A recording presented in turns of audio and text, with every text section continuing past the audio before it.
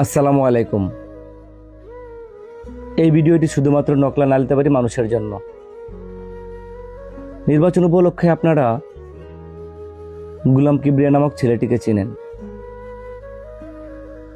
2020 সালে ওনার সাথে ঘটে যাওয়া একটি ঘটনা না বলে থাকতে পারলাম না। আগামীকালকে নির্বাচন, ভোট হবে।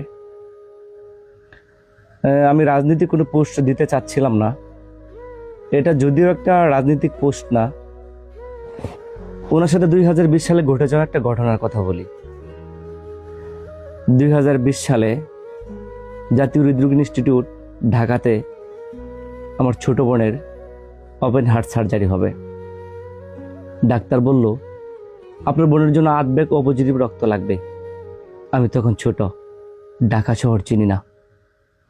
তো এই কথার পরে যতটা না টাকা ম্যানেজ করতে কষ্ট হচ্ছিল, তার থেকে বেশি ভয় পাচ্ছিলাম এতগুলো রক্ত আমি কোথায় পাবো।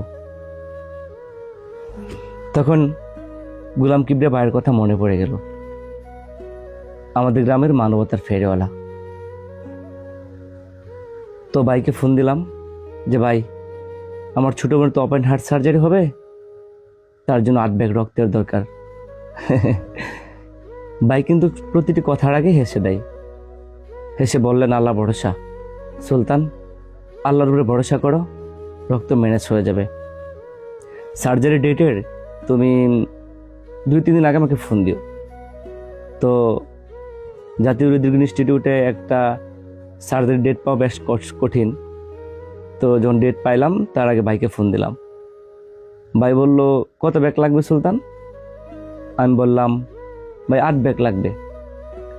তো উনি বলল যে, আমি 14-15 জনকে বলে রাখছি, দেখি কতজন হয়, আশা করি হয়ে যাবে, আল্লাহর উপর ভরসা করো। উনি কিন্তু আল্লাহ ছাড়া কথা বলে না। তো আমি ছোট্ট ছিলাম তখন, ছোট মানুষ, মা, আমি আর আমার বোন। তো চিন্তা করতেছিলাম, যদি রক্তটা না পাই আমার বোনের অপারেশন হবে না।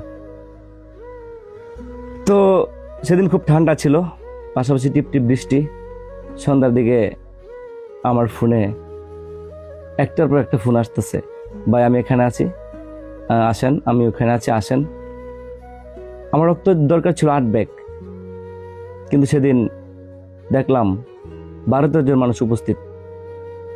সবাই বলতেছে আমি দেই, আরেকজন বলতেছে আমি দেই, আরেকজন বলতেছে আমি দেই। তো তাদেরকে দেখে আসলে আমার সেদিন মানুষ মনে হয় নাই, মনে হচ্ছিল ফেরেশতা। তো আমার চোখের পানি টপ টপ করে পড়তেছিল। জানো, তুমি কাকে পাঠাইছো আমার কাছে?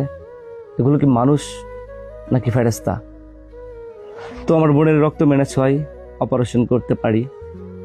আমি খুব খুশি হয়েছিলাম এবং আল্লাহর কাছে বলছিলাম যে, আল্লাহ আমাকে যতদিন তুমি সুস্থ রাখবা, আমি রোগীদের জন্য, রোগীদের জন্য রক্ত দিব। আলহামদুলিল্লাহ 16-17 বার ব্লাড দিয়ে ফেলছি। তো গুলাম কিবরিয়া একজন সৎ মানুষ, একজন মানবিক মানুষ। নকলা নালিতাবাড়ির মানুষ একজন সৎ মানবিক মানুষকে পাইছেন। সে যদি হেরে যায়, সততা হেরে যাবে, হেরে যাবে মানবতা। আমি কোন রাজনৈতিক পোস্ট করতে চাই নাই, কিন্তু এই ঘটনাটা বারবার আমাকে পীড়া দিচ্ছিল যে, সত্যি কথা যদি না বলি, সততার পক্ষে যদি কথা না বলি, সেটা একটা অপরাধ, আর সেই অপরাধ আমি করতে পারি না। কিবরিয়া ভাই, আপনার জন্য দোয়া রইল, সবার কাছে ভাইয়ের জন্য দোয়া চাই। আসসালামু আলাইকুম।